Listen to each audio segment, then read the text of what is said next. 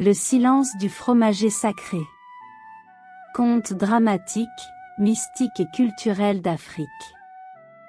Le souffle du vent ancien. La poussière rouge du Sahel s'élevait doucement, portée par un vent chaud venu des confins du désert.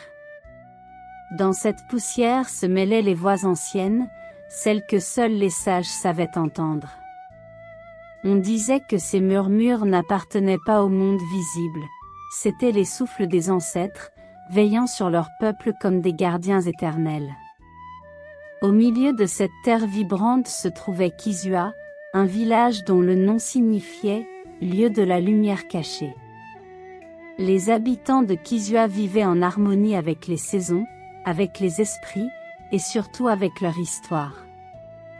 Car, à Kizua, l'histoire n'était pas une mémoire, elle était une présence. La plus grande de ces présences se tenait devant les yeux de tous, le fromager sacré, un arbre gigantesque dont les racines plongeaient si profondément dans la terre qu'on disait qu'elle caressait le monde des esprits. Ses branches, si larges qu'elles semblaient protéger le ciel, formaient une voûte mystérieuse où lumière et ombre se mariaient en silence.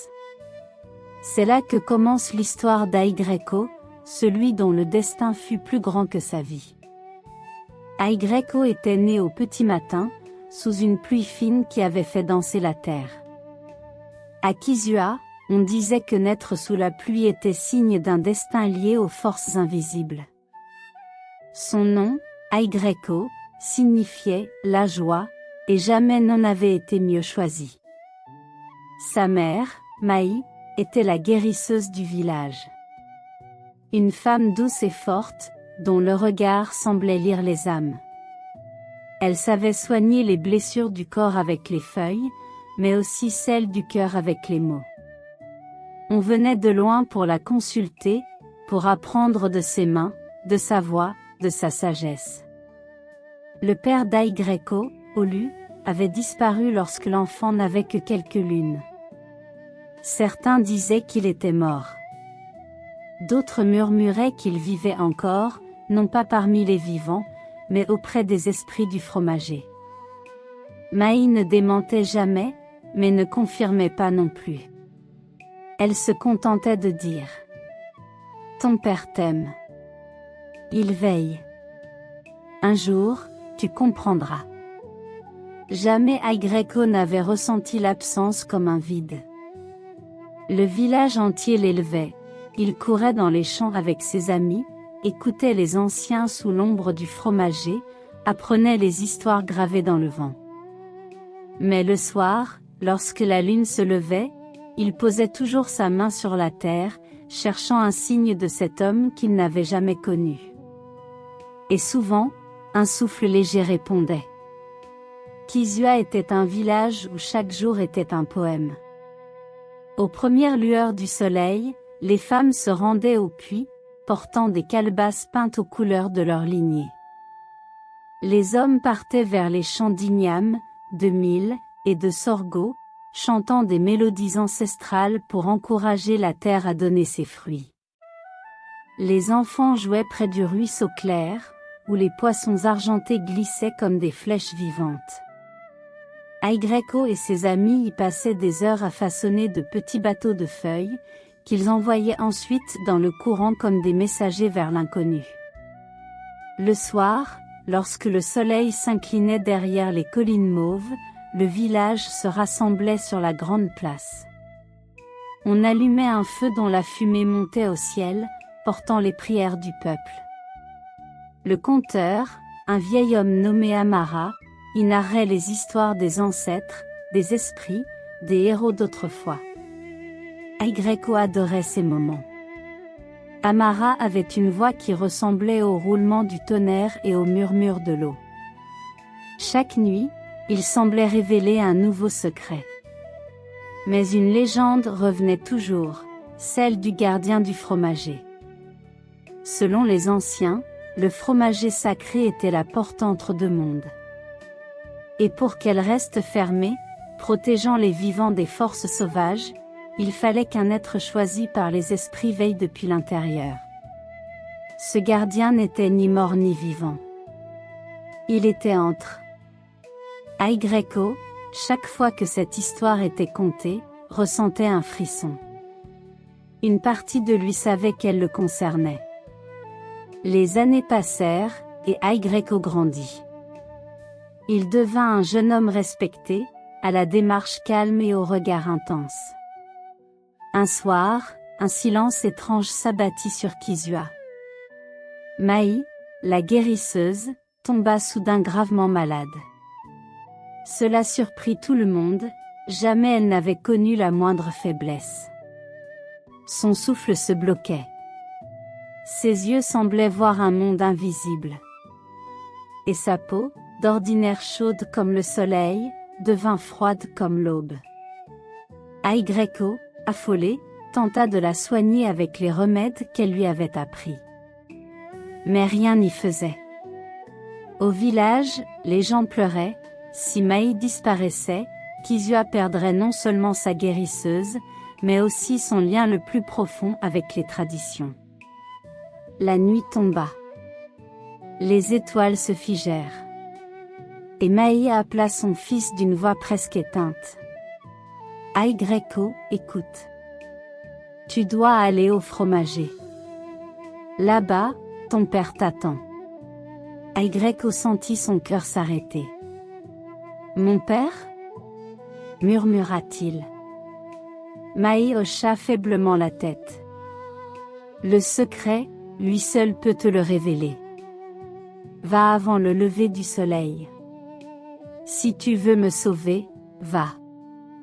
Aigreco voulut protester, mais les yeux de sa mère se fermèrent. Sa respiration se fit légère. Presque lointaine. Il sut alors qu'il n'avait pas le choix. Avant l'aube, Aigreco quitta la maison de terre battue. Il marcha, guidé par les étoiles et par une force mystérieuse. Le fromager sacré, immense, se dressait devant lui comme une montagne vivante. Ses feuilles frémissaient, comme si elles l'attendaient. Aigreco posa sa main sur l'écorce. Un froid étrange traversa son bras. Puis une voix profonde résonna, venue de partout et de nulle part. Tu es venu. Enfin. Aigreco recula, tremblant. Devant lui, les racines s'écartèrent. Une silhouette d'homme se forma, translucide, faite de lumière et de poussière. Ses traits étaient semblables aux siens, le même regard, la même mâchoire, la même posture. Je suis Olu, ton père.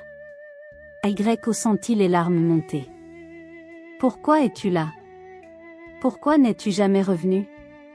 Olu sourit tristement. Je n'ai jamais quitté Kizua. Mais je ne pouvais pas revenir, pas comme tu l'aurais espéré. Il tendit la main. Aigreco sentit une chaleur familière. J'ai été choisi. Ou peut-être sacrifié. Il y a 20 ans, un rituel mal exécuté a brisé l'équilibre. Pour protéger le village, je suis devenu le gardien du fromager. Ni mort, ni vivant. Entre les mondes. Aigreco resta silencieux, le cœur lourd. Ta mère t'a élevé seule parce qu'elle savait que ton destin était lié au mien. Et aujourd'hui, elle paie le prix pour avoir retardé l'inévitable. Si tu veux la sauver, tu devras reprendre le lien, là où je l'ai abandonné. Aigreco sentit le monde tourner. Sauver sa mère, au prix de quoi? Je t'en supplie, continua Olu. Il n'y a pas d'autre voie. Le jeune homme ferma les yeux. Dans son cœur, il savait. Le destin l'avait déjà choisi. Olu posa sa main sur le cœur de son fils. Et le monde s'effaça. Aigreco se retrouva dans un espace sans ciel ni terre. Un lieu où flottaient des formes de lumière, des chants anciens, des fragments de mémoire. Il voyait les ancêtres vêtus de tissus d'or, et des animaux totems, le lion, le python, l'aigle, chacun gardien d'une vérité.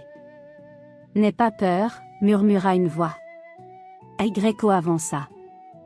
Les épreuves. Il dut affronter 3 épreuves. Première épreuve, la solitude. Il fut placé dans un désert sans fin. Le silence était assourdissant. Le vent, glacial. Aigreco sentit l'abandon qui hantait sa vie. Mais au milieu du vide, une voix s'éleva. Celle de sa mère. Je suis là. Toujours. La solitude se dissipa. Deuxième épreuve, la colère. Il vit son père partir à travers la brume. Il revit sa mère pleurer. Il ressentit la haine monter, brûlante. Mais il comprit, Olu n'avait pas choisi son destin. Aigreco laissa la colère partir avec le vent. Troisième épreuve, le sacrifice. Aigreco vit le village sombrer dans les flammes. Il comprit que, sans le gardien, Kisua serait détruit. Alors il accepta de s'offrir. À cet instant, sa main toucha un calice de lumière, l'essence de l'harmonie. Il la porta à son cœur. Une chaleur douce l'envahit. Le choix était scellé. Aigreco ouvrit les yeux. Il était de nouveau sous le fromager. Son père l'observait, fier. Tu as réussi. Mais tu connais le prix. Aigreco hocha la tête. Je suis prêt. Olu posa ses mains sur les épaules de son fils. Son corps se dissipa peu à peu, s'unissant à la lumière du fromager. Je t'ai toujours aimé. Transmission. Le monde trembla. Aigreco sentit son âme se détacher doucement de son corps. Ses pieds, ses mains, son cœur s'unirent aux racines. Il devint souffle. Il devint lumière. Il devint gardien. Au village, Maï ouvrit les yeux. Son souffle était à nouveau fort. Son regard clair. Elle sut. Elle marcha, malgré sa faiblesse, jusqu'au fromager sacré. Là, elle s'agenouilla. Aigreco. Le vent murmura. Les feuilles frémirent. Une voix, douce et lointaine, répondit. Mère. Je suis là. Maï pleura. Non de douleur, mais de gratitude. Chapitre 8. L'héritage. Les années passèrent. Kisua prospéra. Les récoltes étaient abondantes. Les enfants grandissaient en paix. Les voyageurs racontaient que, la nuit, le fromager brillait d'une lumière douce. Maï enseigna pendant longtemps. Des générations de guérisseurs apprirent auprès d'elle. Et puis, un soir, devenue vieille comme le temps, elle marcha de nouveau vers l'arbre. Elle s'assit au pied du tronc. Et dans un souffle, s'en alla, souriante. Les villageois dirent qu'à cet instant, une lueur s'était unie à l'arbre. Et qu'on avait entendu deux voix, mêlées, chanter un chant ancien. On raconte encore aujourd'hui l'histoire d'Aigreco, le jeune homme qui choisit de sauver son peuple au prix de sa liberté. On dit que l'amour véritable n'exige pas toujours d'être vu, mais d'être ressenti. Que les traditions ne sont pas des chaînes, mais des ponts.